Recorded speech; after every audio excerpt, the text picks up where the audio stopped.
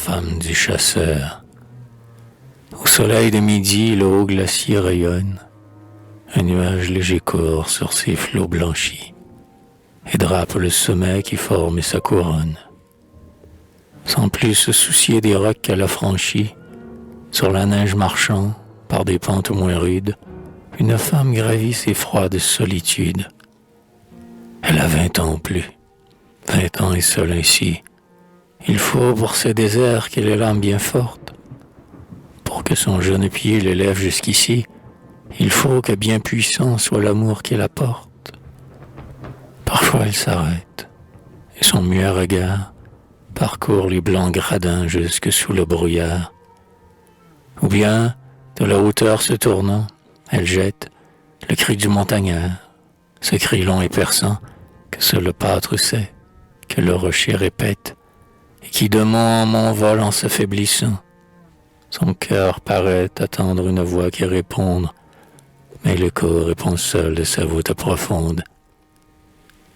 Elle reprend sa marche alors plus tristement. On dirait qu'en son cœur pâlit une espérance. Joseph, dit-elle, hélas, était-ce le moment de m'affliger le cœur d'une si longue absence? Quand à peine 2 mois consacrés nos amours, te voilà sur les monts fuyant depuis 8 jours. Maudit soit le chamois dont la course t'entraîne. Un noir pensée soudain son esprit fut troublé. Non, non, il ne se peut, la saison est sereine, sur le glacier jamais le pied ne t'a tremblé.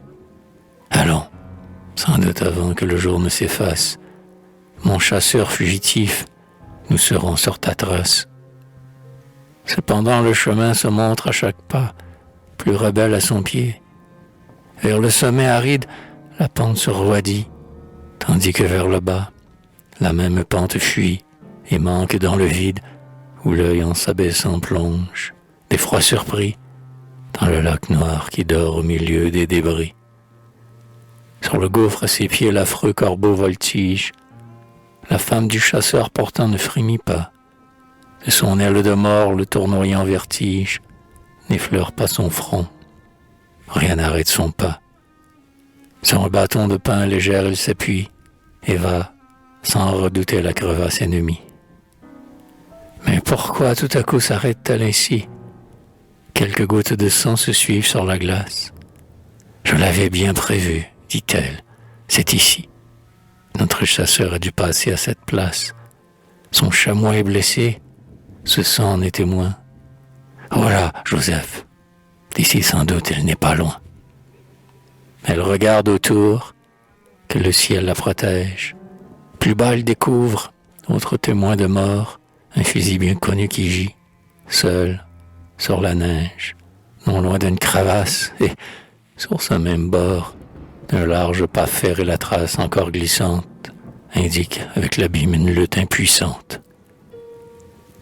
Si, par un jour d'été, sur vous, dans le chemin, s'est lancée à grand bond l'avalanche imprévue, si la foudre à vos pieds tombait d'un ciel serein, à peine sauriez-vous le cri que cette vue arracha tout à coup d'un cœur désespéré, et combien son accent fut sombre et déchiré.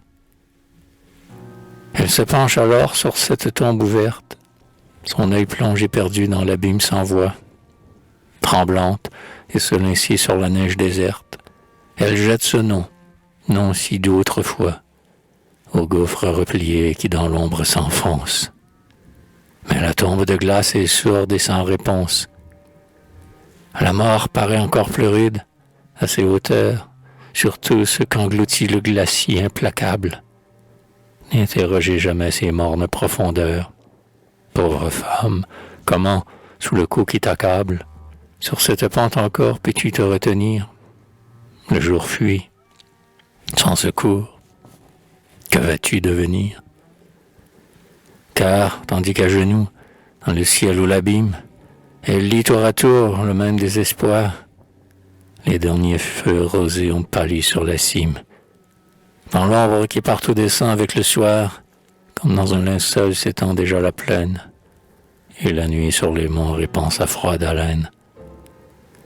Au matin, quand le jour parut à l'horizon, quand, ainsi qu'un essaim, s'éveillait la campagne. Le plus brillant soleil de la belle saison réveillait tout, le ciel, la plaine et la montagne, mais ne put réchauffer, sur le glacé désert, ce corps qui dormait seul près d'un gouffre entr'ouvert.